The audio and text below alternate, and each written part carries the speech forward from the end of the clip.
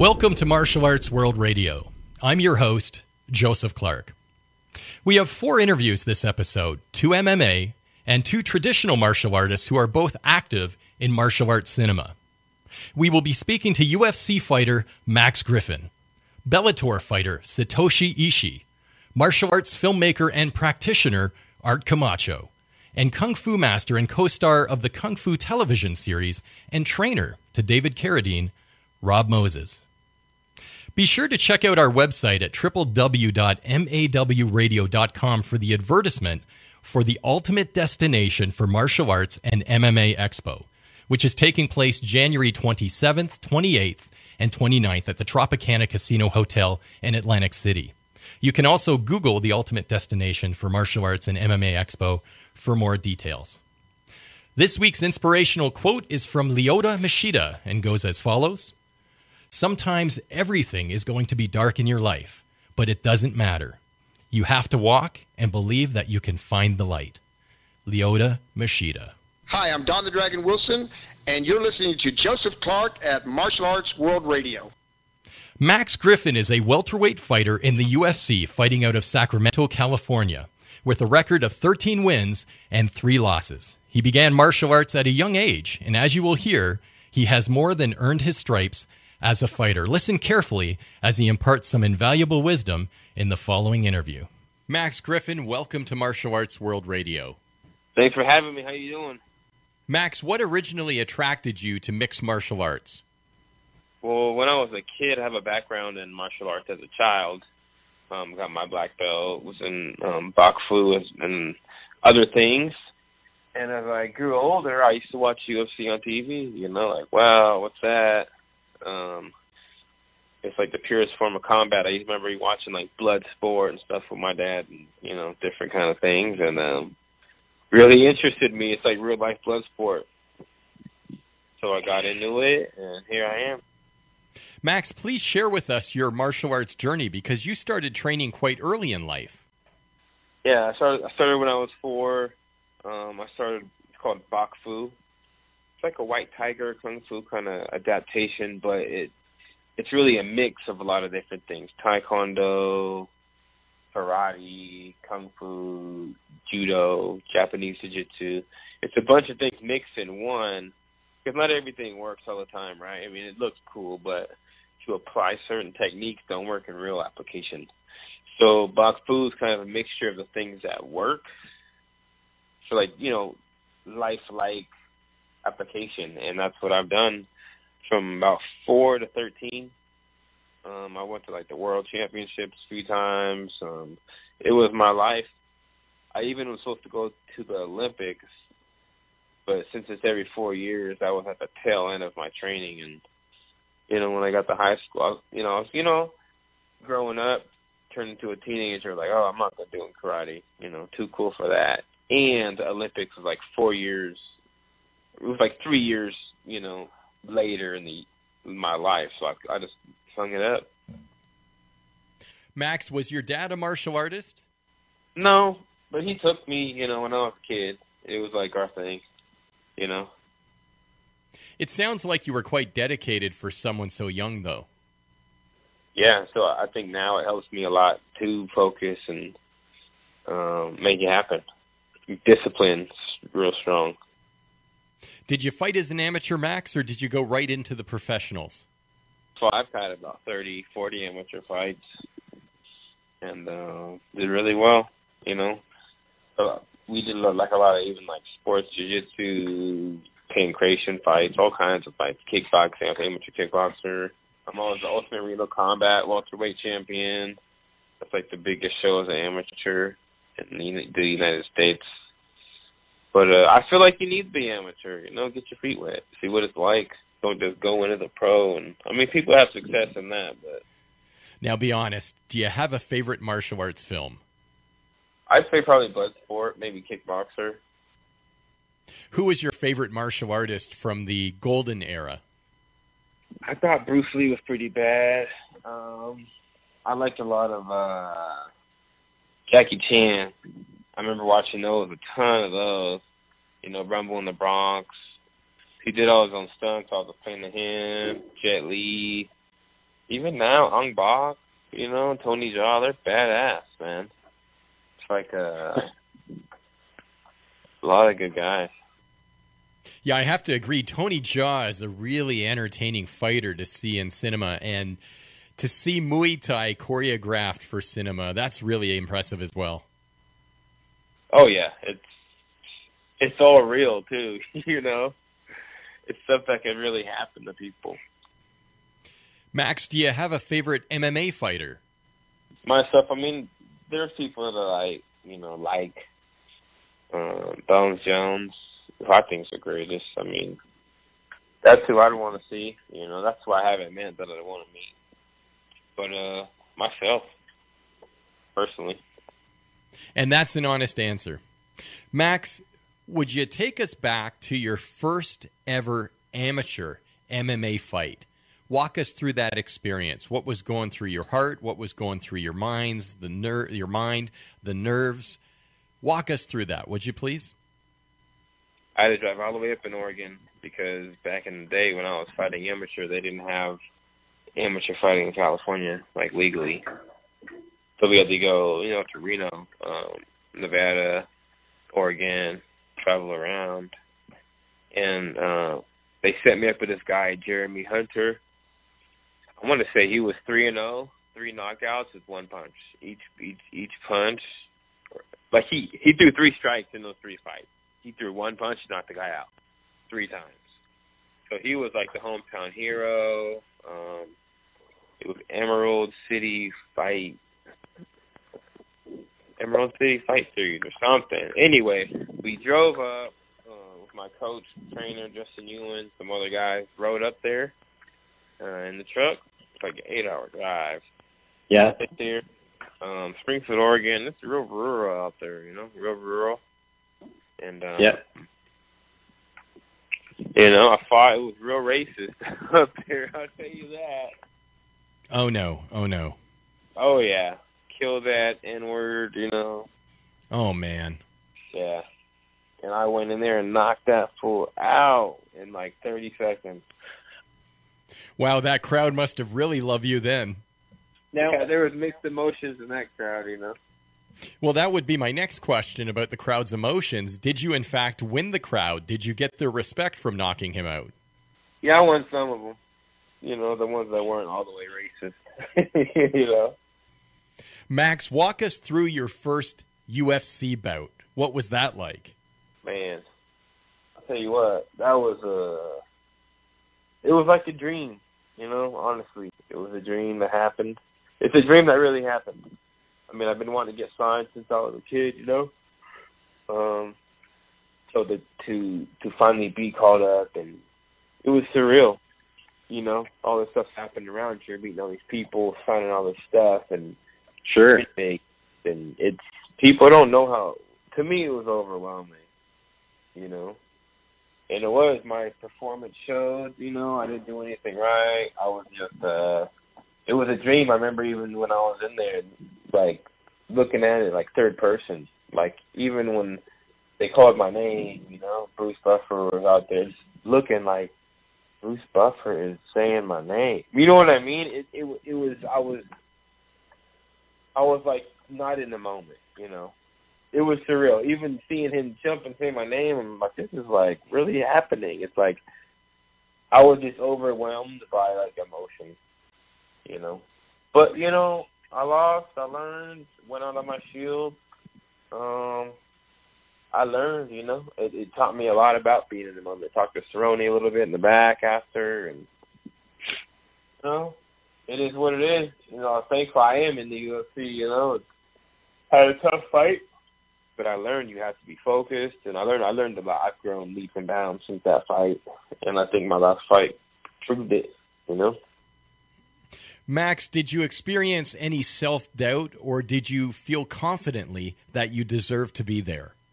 So I knew I was ready, but I was physically ready. I just was not mentally ready. How so were you not mentally ready? I mean, I was so prepared. Just looking back, how I knew that even is when I went home. 3 days later, I'm at home, sat on my porch, and I still didn't believe it. I still didn't feel like it didn't happen. Like, it didn't happen, none of it. It was weird. It was really like, it was like out-of-body experience. I'm spiritual and stuff. So how did you come to terms with that? I saw a sports psychologist, you know, and I talked to people like it wasn't you, it wasn't me. It wasn't me. And it really wasn't. You know, I wasn't there mentally. Like I just wasn't there. And I talked to I got different people I know, and, you know, people that know me really well, and they said, hey, you weren't there. I thought, you might like look in your face, like my mind was somewhere else. I wasn't focused. I wasn't centered. And then I sought some help, Dr. Bregman, sports psychologist, and that was like the for sure trigger, you know. I told her exactly what happened, how it went down, and how I felt, and, you know, they said I was not there. I wasn't mentally in the moment. I wasn't. And given the circumstances, that's a very understandable and human state, you know, state of mind and state of emotion. How did she help you? Did she have specific techniques or exercises for you to help you come to peace with this situation for next time? Yeah, she had me doing all types of exercises on being focused, being deliberately focused. Like, I was basically training my brain to focus, to really know how to focus, you know? It sounds sort of like Zen meditation, where you're trying to clear your mind so that you're existing in the now and you're focused just on the now. Yeah, so when I'm in the moment, I win. I've won every single time that I've been in the moment. And my losses of my career, it was all mental, you know? Like, I had, you know, some stuff was happening at home, my home life, or, you know, there was always moments, even before the fight, that I knew that I wasn't focused, you know. Are you conscious or aware that there are things that are happening in your life that are distracting you, so that you're able to be self-aware and say, oh, get back on track here. Don't let this take away from training or take away from your mental focus on the approaching fight? Totally, even training, you know, when you're tired and whatnot. A lot of time in Tahoe with my coach. Spent a lot of time in Tahoe with my coaches, and I had to do a lot to really buckle down and focus. I mean, your mind is separate from your body. And you have to understand that. I mean, when I feel like I'm going to die, I have to continue, right? You don't have time in the cage to not. So it goes full circle. You got to instantly focus. And what I've been learning with that is the ability to force your body no matter what. Max, have you ever had to use your martial arts training to defend yourself in a street fight scenario? Yes, when I was younger. So then how does the adrenaline dump and maintaining your composure compare in a street fight as opposed to a bout in the octagon? Honestly, it's probably harder in a street fight. Now it's to the point where you're so prepared. You know, like the hardest thing I just fought in Mexico, right? It was big. You know, the thing, too, about Mexico was the elevation. So I really could miss that adrenaline dump. You know? Sure. The cardio, you know, I was doing a lot of stuff for the cardio, but situation being booed by so many people, you have to kind of cut it off and disconnect, you know? Don't let it affect you, which, you know, makes you be focused. I think the preparation helps you do that, but on the street fight, it just happens. Bam, go, go, go, go. You know, it's more life or death. So I think you don't even think about it on that, honestly. So, Max, words of wisdom for our listeners who are amateur fighters who are considering going professional. I would say fighting's not a joke, you know. In my regional days, I fought a lot of good amateurs. They used to say amateurs is tougher to fight in because the people are fighting love it. You know, you're not getting paid. And I think that's the case in the lower levels of being a pro. You know, I think a lot of the higher level amateurs are better than a lot of lower level pros, honestly. But if you do go all the way and do make it to, the bigger shows, UFC, everyone is so good. And it's a lifestyle. I was fortunate enough to be an amateur champion. I mean, I worked my ass off to be there. But you notice a lot of guys do just half-ass. They half-ass this, half-ass that. They don't really want it. They do it to be cool, and they end up getting hurt. And you just got to make it worth it. I mean, you lose a lot of family time, personal time. If you want to be good, you have to make those sacrifices. So I just say, if you are amateur, want to go pro, it's serious, and it's probably not for you. It's no joke, It's a tough road, so just be prepared, That's it. Max, thank you very much for a very educational and interesting interview. Congratulations on your career, and you are an accomplished mixed martial artist. Thanks once again for speaking with us. Oh, thanks so much for having me. I appreciate it. This has been an interview with UFC fighter Max Griffin.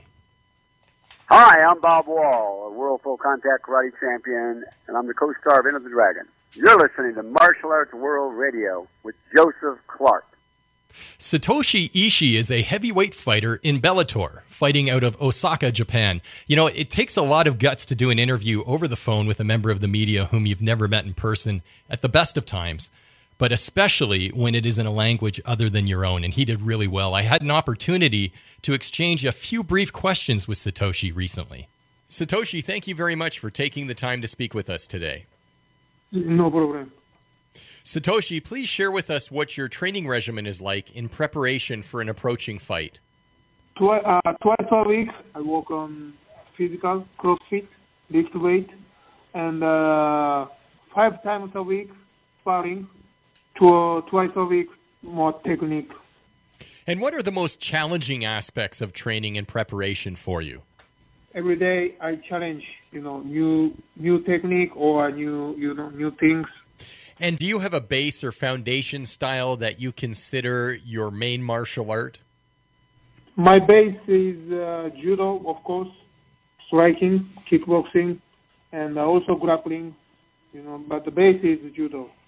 When I do sparring, I try always, judo throw and use the judo technique, use my advantage. Satoshi, who do you depend on in your team to help you in forming your strategy for a fight? Gega Musashi, he's a training partner, and my coach and my good friend, brother. It sounds like you have some good support there. Yeah, and I always nervous. I think everybody get nervous, but I like feel nervous and get pressure. And the pressure and the nervous makes me more strong and focused and sharp. So I need feel pressure and nervous. And Satoshi, what are your intentions in anticipation of this fight? I will do my best. I try to show what I did training. Satoshi, from who do you draw your inspiration? Gega Musashi, good friend. He's my inspiration. What makes you unique and distinctive from other fighters? I think judo skill, because nobody use in light heavyweight and heavyweight. And everybody difficult to training judo defense and judo stuff. So I think this is unique. And that would make you unique, because although there is an emphasis on Brazilian jiu-jitsu and various forms of grappling, you don't see as much traditional judo in professional MMA. Yes, I have to transition, Satoshi, when you are fighting, you appear to be very restrained, patient, and relaxed. Are you generally an intense person, or are you a fairly restrained, relaxed, and patient person in everyday life? I never feel patient like relaxed, but like normal. And normal is good. Satoshi, how does Bellator differ from other fight promotions whom you fought for? I love Bellator. Lot of event. I think most big event in the world.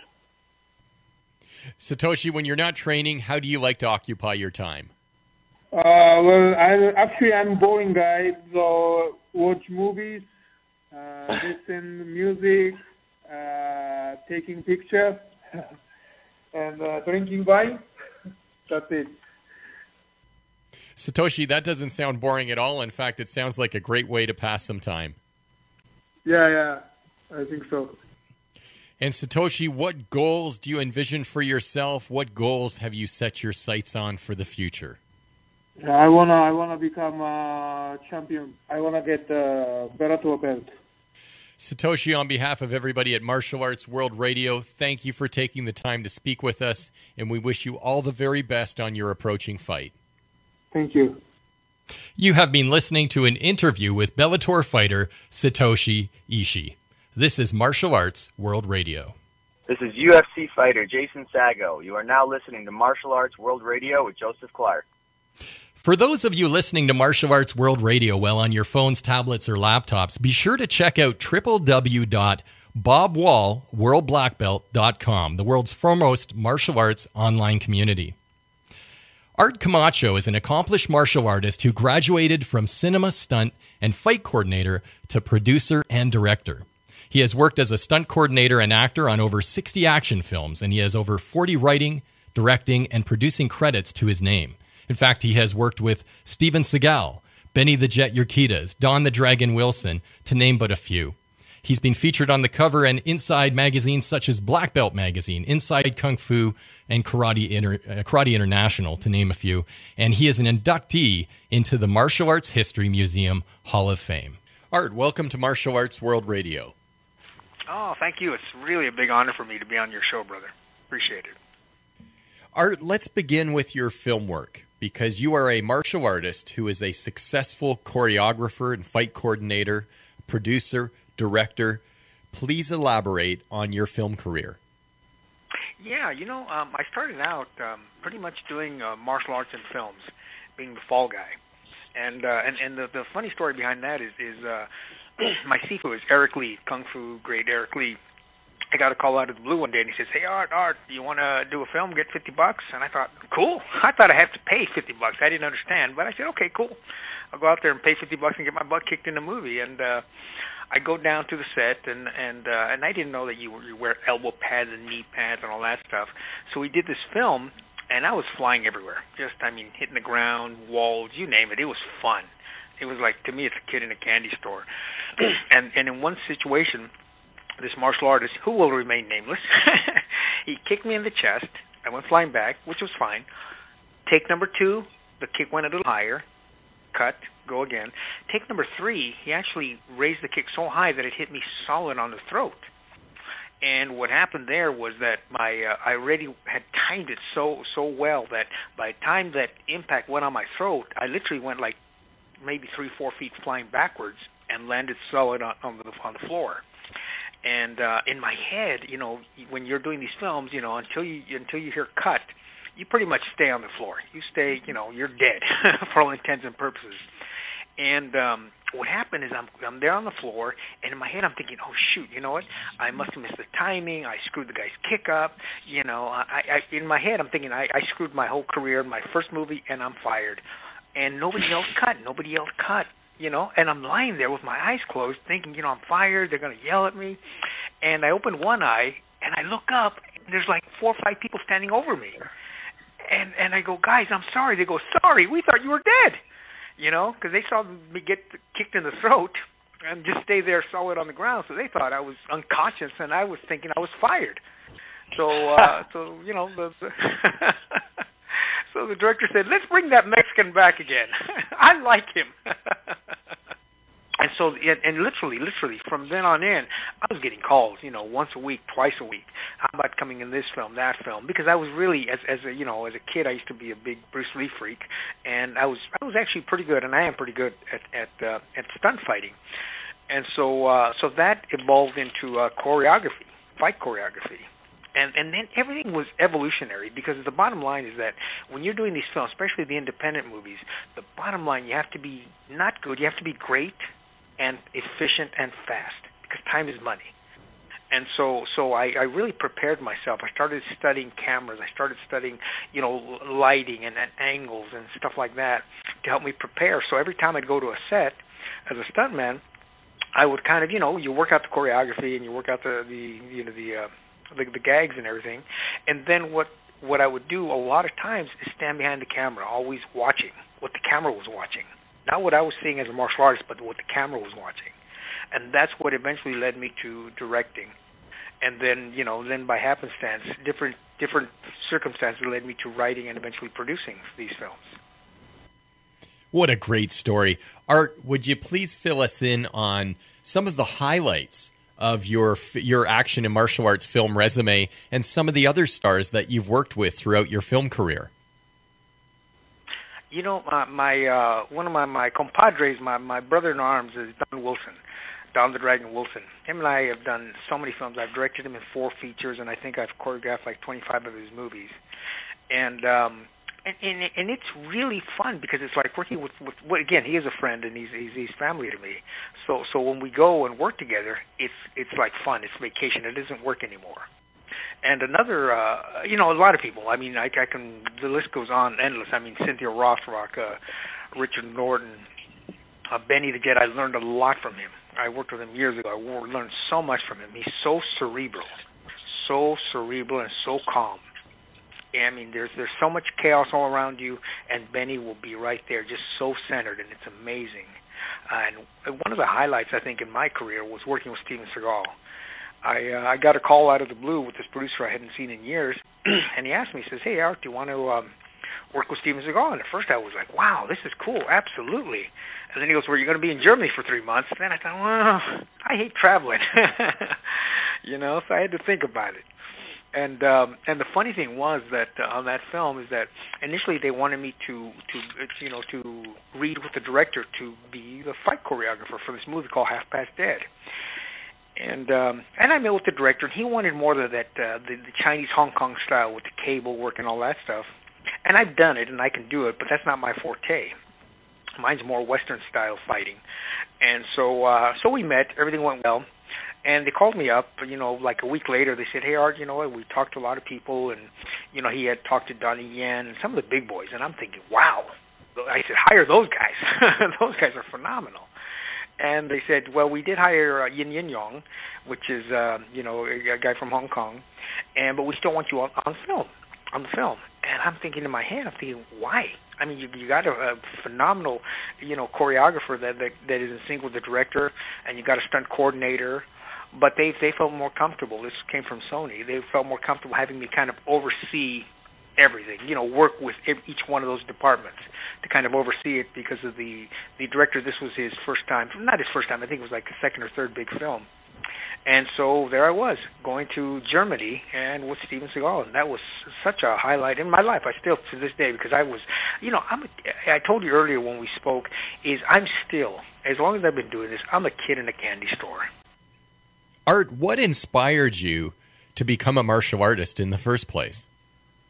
Initially, to be honest with you, I started the martial arts because 2 things: Bruce Lee, and when I was very young, I got jumped by some gangbangers. 5, 6 guys jumped me. I have 11 stitches over my right eye, stitches over my head, and initially I just wanted to beat the heck out of people. That was my main motivation for studying martial arts, because I was this fat, overweight kid, bullied and everything else, and I thought, you know what, I got to do something. There was so much rage inside of me, and so I started training for that reason. It wasn't until later that I met, with Sifu Eric Lee and some of the great people that I've trained with, over the years, Richard Bustillo, Danny Nosanto, that I evolved and saw the martial arts and life in a different way. But at first it was just, I want to take someone out.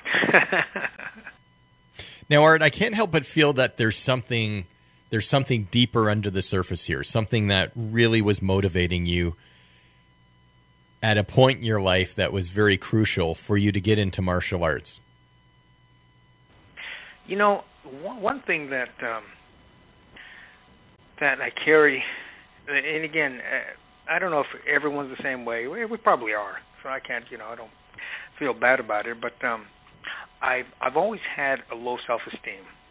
Really, from a kid, I was a victim of a lot of bullies, and in fact, it's so funny because the first two girls that I was madly in love with, I would have married them at 15. They both turned me down, and so basically my esteem and my vision of my self-worth was zero, and so really, by all accounts, I should not even be doing what I'm doing in life, because I really had nothing going for me. I was extremely overweight. I was the kid in school, the last one they pick on sports, because I was terrible at sports, and extremely fat, and just, and I'm not saying that as a pity way. I'm just stating facts. And so I really, I always was in this fantasy world. When I saw my first Bruce Lee movie, it was Chinese Connection, and that just blew me away. That film, I'm telling you, brother, I became such a fanatic. I remember every weekend I would save my allowance and go to over here we call them swap meets. I don't know what they are over there. They're where all these people sell all these used things and all that fun stuff. But I used to buy every Bruce Lee poster I can get my hands on. Anything I can get my hands on Bruce Lee. I became such a fanatic, and so mesmerized by what this man could do on film, and how he looked and how he expressed himself. And it just so happened at that time is when I, again, going back to what I said earlier, I ran into a situation where just being at the wrong place at the wrong time, I got jumped. And so those two things combined pushed me in the direction I'm going, and I to this day, had it not been for Bruce Lee's influence in my life and the martial arts, I probably wouldn't be around. I really believe that. Art, would you run us through your martial arts resume, because you have a diverse background in martial arts? Yeah. I started out in Japanese karate. I started in Taekwondo, and it was good, but I just didn't feel at home. That's when I was competing, and I just didn't feel that was a perfect fit for me. But I trained nevertheless, and then I went to the Kali Academy for a while with Daniel Sant and Richard Bustillo out there in Torrance over here.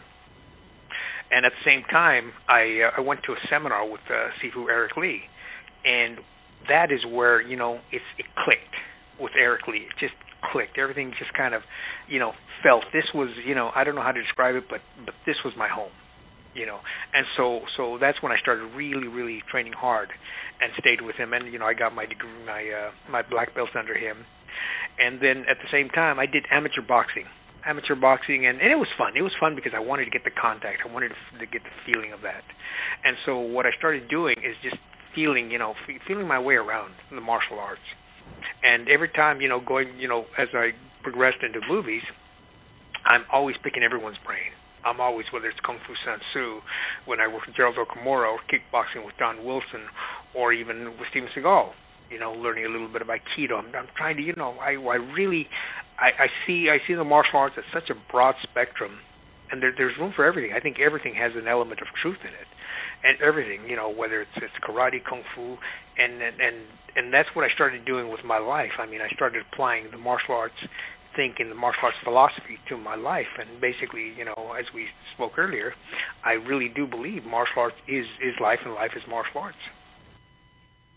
Art, do you have any advice for our listeners who are martial artists that would like to pursue a career as an actor or a stunt performer in martial arts cinema?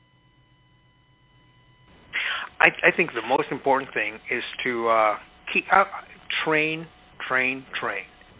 And second most important thing is treat this as a business. What are the needs of the business? What skill sets do I need to develop? Because I get this so many times over the years. I get so many martial artists who are phenomenal martial artists, but on film, when I try to see how they can do something on film, they're terrible. And they think because I can throw the best kick in the world, I can throw the best punch in the world. That's almost irrelevant. If you look at all the films out there, really all the films out there, whether whether, I don't know, The Bourne Identity or something like that. I mean, you can create great screen people. You can create fantastic fights. A case in point is, look at the movie Dragon, the Bruce Lee story, the greatest martial artist, on the planet. His movie, the star of it was a gymnast. I mean, Jason Scott Lee, I think, phenomenal guy, great actor, beautiful body, the whole 9 yards. But he wasn't, a black belt. He wasn't a master of martial arts. They made him look good on film. So again, the most important thing is train in martial arts. Secondly, train in the specific skill sets, screen fighting, acting, whatever it is, whatever direction that they want to take in, whether it's choreography, whether it's acting, or whether it's stunts. Find out what the skill sets are needed for those particular areas and perfect that. And then the third thing, network. Get out there, get to meet people. Because eventually, God willing, you will get your opportunity. And sometimes you get one shot. And if you blow it, people don't forget. Art, it has been a real pleasure as always. Thanks very much for joining us, and we look forward to speaking with you again, once again, real soon. Take care. Oh, thank you so much. And I want to tell you, man, I am so honored to be considered and be interviewed on your show. I really am, and I put it on my heart. I appreciate it. You got a brother for life here, brother. This has been an interview with martial artist and film producer Art Camacho. Here's a little history lesson on Ron Van Cleef. Grandmaster Ron Van Cleef has trained and taught martial arts well over 40 years. He has appeared internationally on television and radio demonstrating his art, as well as at many colleges and universities lecturing and presenting the Ron Van Cleef 101 curriculum. He holds a black belt or the equivalent in karate, jiu-jitsu, aiki-jitsu, kung fu, emi de mano, and zen-jitsu. Further, he is a master of the sword, sai, nunchaku, and other martial arts weapons. Van Cleef is a 10th degree red belt and founder of the Chinese Goju system with the title Shidoshi. Van Cleef has established more than 25 schools in over 18 countries. He has starred, choreographed, appeared, or assumed roles as stuntman in more than 40 motion pictures. He served as a policeman in New York and served several years as a United States Marine. Van Cleef is formerly commissioner of the World Contact Karate League. Ron Van Cleef continues to bestow his knowledge with his remote instructors and students via seminars and through books and video. He has competed in more than 900 tournaments during 40 years of international competition, including the early UFC. He continues to compete in the All-American Annual Championships held in New York, and most notable, he's a 5-time world champion. In 1994, he fought in the Ultimate Fighting Championship 4 at the age of 51 against the undefeated champion Royce Gracie. Van Cleef competed in many brutal full-contact matches in Asia to prove his system's effectiveness to the world. While living in the Cayman Island, he was the chief instructor for the Royal Cayman Island Police Department. In 1995, he was inducted into the World Martial Arts Hall of Fame with the Lifetime Achievement Award. And in 2002, he was inducted in the Black Belt Hall of Fame. This is Olivier Gruner. You are listening to Martial Arts World Radio with Joseph Clark. Be sure to check out our website at www.mawradio.com and check out the advertisement for London Sports, a manufacturer of quality equipment and apparel at factory prices, which you can brand for your students and customers. Just click on the London Sports advertisement to send your inquiry. Sifu Rob Moses began his study in Kung Fu over 40 years ago. He was David Carradine's Kung Fu trainer, fight coordinator, and co-star on the Kung Fu television series. In 2002, he was inducted into the United States Martial Arts Hall of Fame. Rob, thank you for joining us today. Hey, thanks for having me. From 1982 to 2009, you were David Carradine's trainer. Would you take a couple of minutes and tell us about that experience, Rob? Sure. Probably, some of the best times in my life are all thanks to David. I had been just glued to the TV set watching the original Kung Fu show, and that's when Cam Ewan was running the things.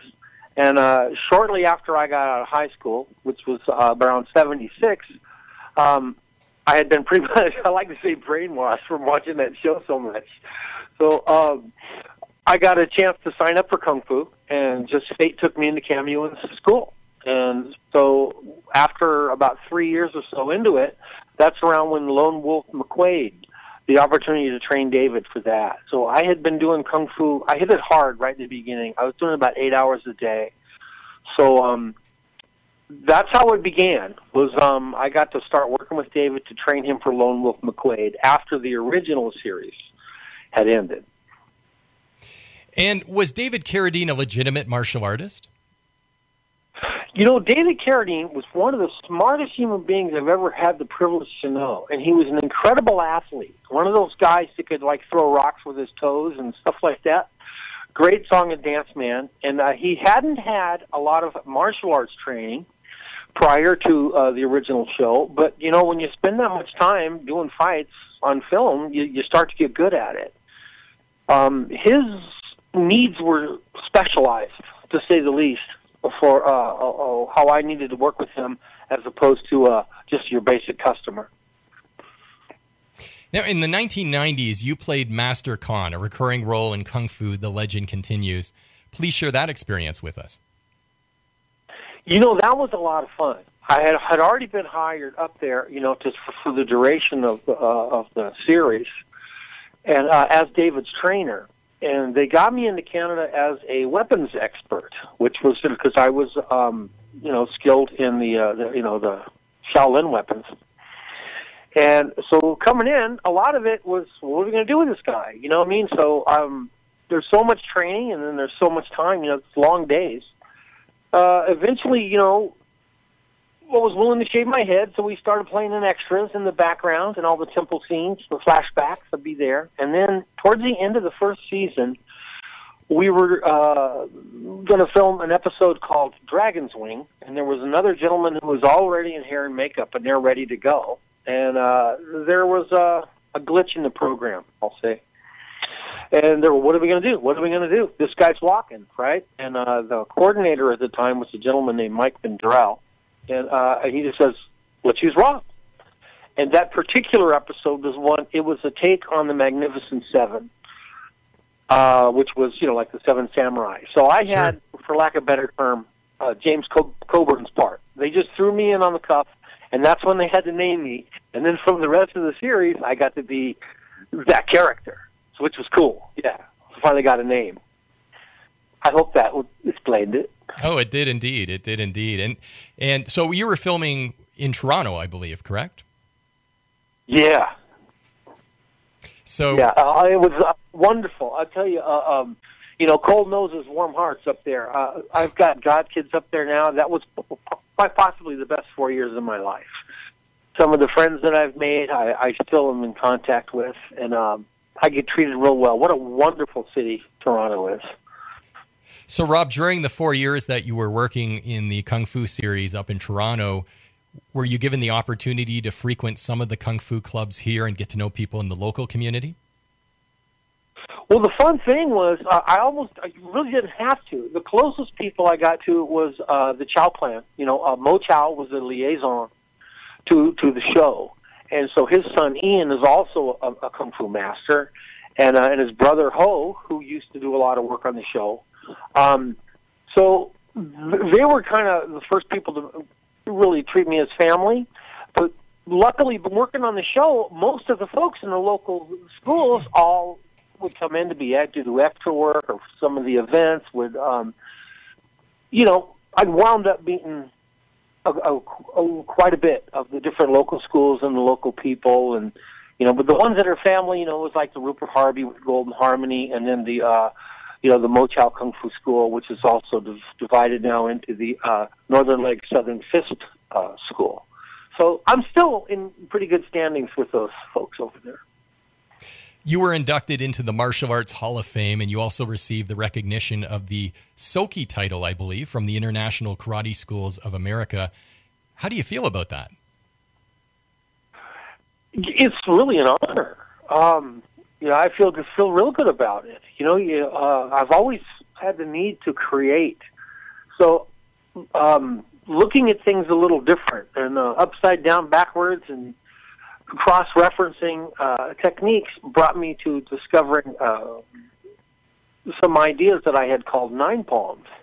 And those nine palms wound up going into Black Belt magazine, and someone who had read those actually nominated me for a Founder of the Year of 2002. And so that was really awesome. And the Soke Award was a dear friend of mine, 10th degree black belt, Floyd Burke. He presented me with that. And to this day, I'm just floored by it, you know. But it's legit. I do have my own system through different perspectives, and I'm just thrilled, you know. I don't think about it much often until someone asks me, but it feels good. It feels real good. So, Rob, please relate to us your system which you are manifesting. I'm working in a whole different, the way energy moves. Let me sum it up like that. I'm looking at the flower of life and the Fibonacci sequence and sacred geometry, and water and electricity and magnetics have similar behavioral properties.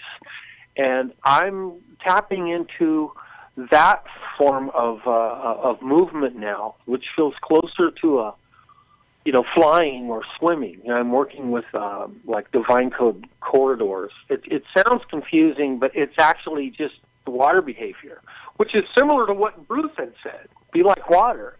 And I've figured out how to create waves and funnels and vortices with that. And so it's kind of a world peace modality. I've been honored with an ambassador to Universal Peace Award from the United Nations for it. And I was also lucky enough to be involved with the Modern Mystery School in Japan, and those folks are real big with the World Water Healers. So I'm really, my purpose and intention is to turn the original intentions of Kung Fu, which were actually like meditative, and you would mimic animals. What I'm doing now is I'm mimicking the universe, working with galactic themes and that side of nature. Instead of beak and talon, I'm using more fins and wings and so much with water and whirlpools and just immaculate self-expression, I'd like to say, in the sense where you burrow into the wind, and it's a timeless modality. It has nothing really to do with competition. It's pure creative energy. And how long have you been working on this system, Rob? Well, I had came up with nine palms. This was a fun story. Thank you. That's a great question. In December 8th of 1999, I really remember that because it was David's birthday, and that was when I first came up with the ideas of the nine palms, these 9 configurations that a person could use to express everything at the time I had learned about martial arts.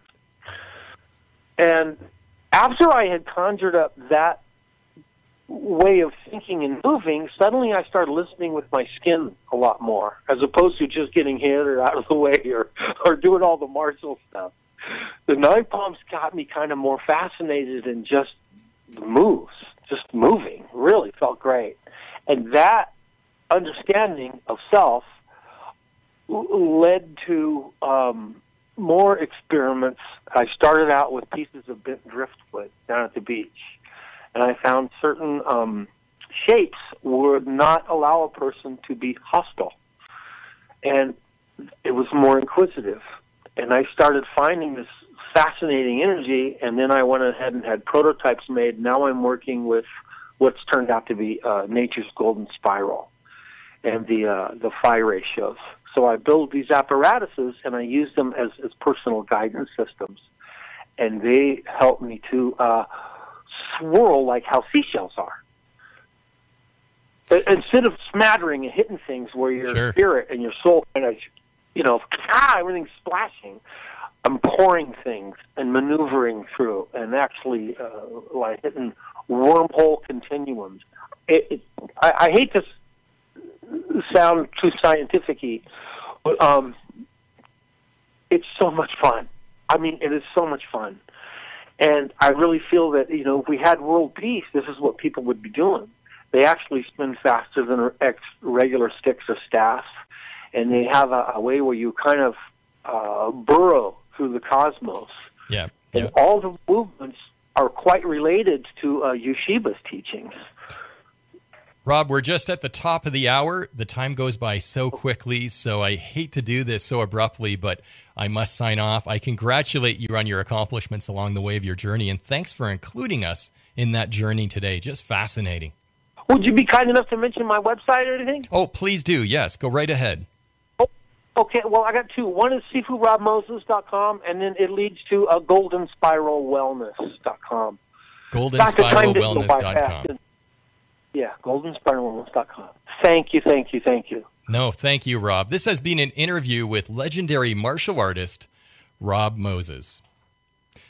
Be sure to check us out at www.mawradio.com and follow us on Facebook, Twitter, LinkedIn, and YouTube by following Martial Arts World Radio. I'm Joseph Clark. Thank you for listening.